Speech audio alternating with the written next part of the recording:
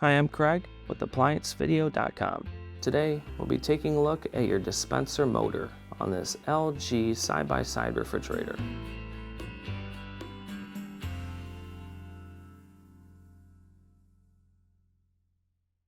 Stop. Before beginning any repair, always be sure to disconnect the power to the appliance.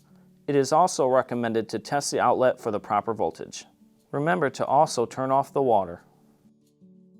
The main reason why you'd be replacing your dispenser motor is if the actuator portion is not working and the flap inside your door is not opening.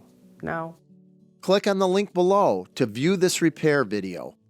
ApplianceVideo.com guides you step by step, giving you the confidence to avoid recalls and callbacks, also saving time on repairs. Whether you're up against an uncommon repair or the latest appliance on the market, our videos have been created with you in mind. Our growing library of videos have been produced using our factory-certified technicians who have extensive infield experience over the past 30 years. ApplianceVideo.com provides high-quality repair videos that anyone can follow, regardless of their skill level. We are here to help.